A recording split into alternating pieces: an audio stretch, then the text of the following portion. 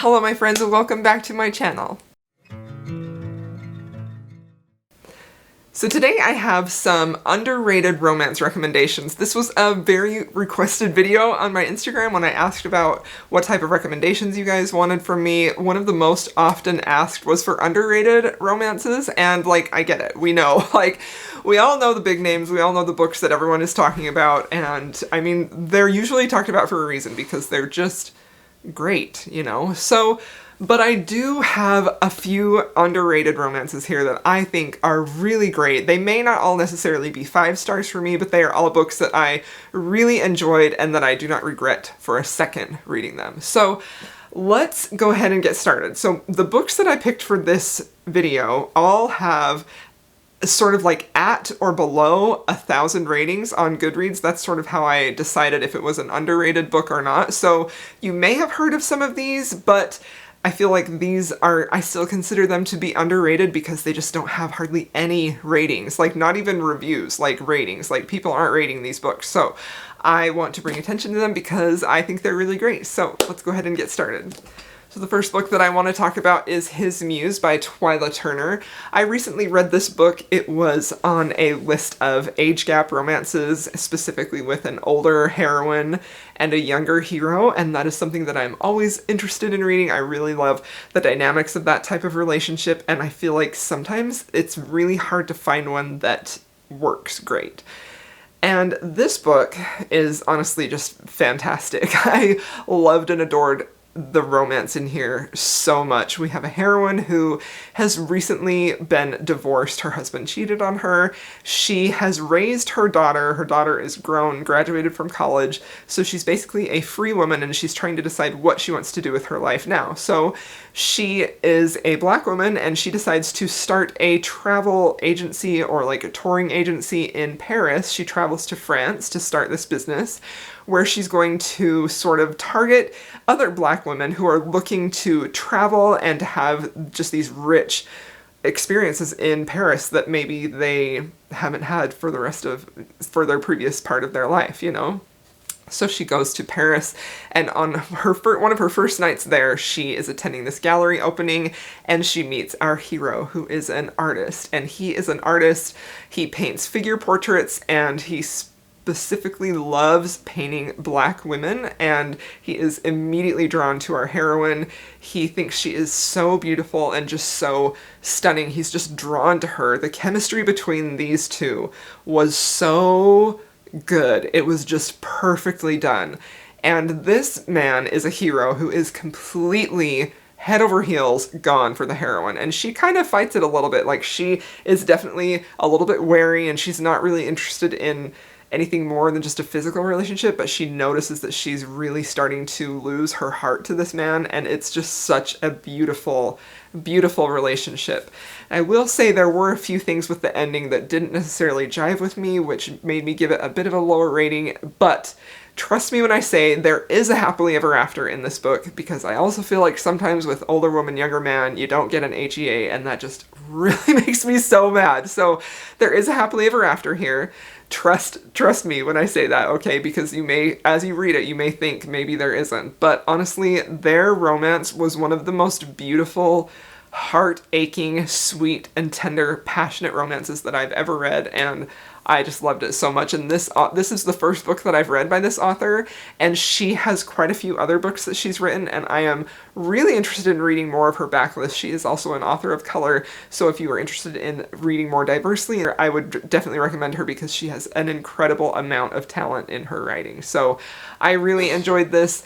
Again, there were a few things that didn't make it a 5-star, but it was still really enjoyable, and I really loved it, so I would definitely recommend this book. Another book that I have to recommend is When You Are Mine, which is the first published book of Kennedy Ryan. This is the first book in her Bennett series, which is a 4-book series that basically takes the story of the Bennett. They're not necessarily siblings, like they're all related, but they're sort of like cousin, and it's a little complex. Some of them are like adoptive family, like there's a found family aspect of it, but it's basically all surrounding this matriarch and patriarch and their son Walsh Bennett. So the first book follows Walsh, who is basically a really rich you know, spoiled man, but he's also like this really suave gentleman. Like, he is used to getting what he wants, and that includes all of the women.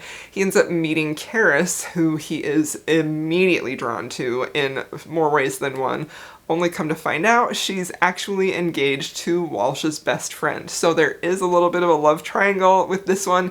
This book ends with a cliffhanger, so you really, the first two books in the Bennett series are really more of a duology. Like, you definitely would want to read both of those and not just one. But then books 3 and 4 carry on with other members of the Bennett family. So I feel like this was a really fun read for me, as I personally am a huge fan of Kennedy Ryan, and it was really fun to go back and read her first book and sort of see where her roots were and how her writing has developed over time. And I will say that this has Kennedy's trademark high emotional, high angst. There is definitely some trauma in here with child abuse, sexual assault, and things like that. So be careful of those trigger warnings if you need them. But it was really just a beautiful read, and it was, if you love angst, like, you would probably really enjoy this because it was full of it, and I really liked it a lot. I thought it was great. Okay, another book that I would like to recommend is Daddy Crush by A. Anders. This is a shorter book. It's about novella length. It's really quite short, but it was very fun. It was very swoony, and it was very steamy, and I just really, really enjoyed it. So in this book we have Carl, who is in his 40s, and he is neighbors with a young artist named Jerusha. Jerusha is very much a young, naive woman, and she is really trying to find a good guy to have a good time with. And so she ends up trying to get rid of this guy on one of their dates. He walks her to her door. He won't really take no for an answer, and Carl comes to her rescue and sort of kicks him out, and it's wonderful.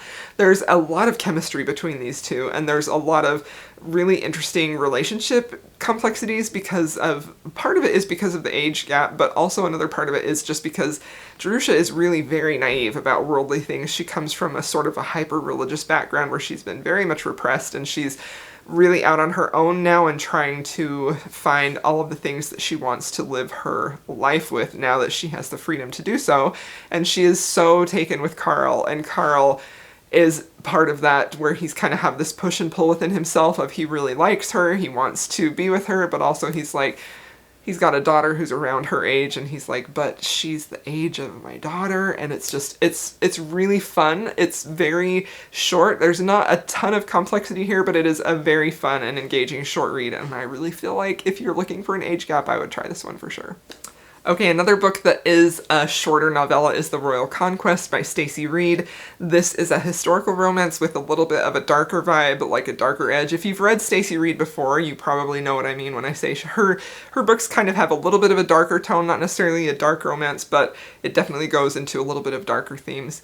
So this book we have our heroine Peyton, who is determined that she is not going to marry, and she's certainly not going to marry a man with a title. Like, if she's going to marry a commoner. She's going to marry for love. She doesn't want to have any part of a man with a title after her fiance, who was a titled man, really just rejected her and sort of broke her heart. So one night she ends up in the stables where she meets Mikhail Konstantinovich, who is secretly a Russian member of royalty, but she doesn't know that.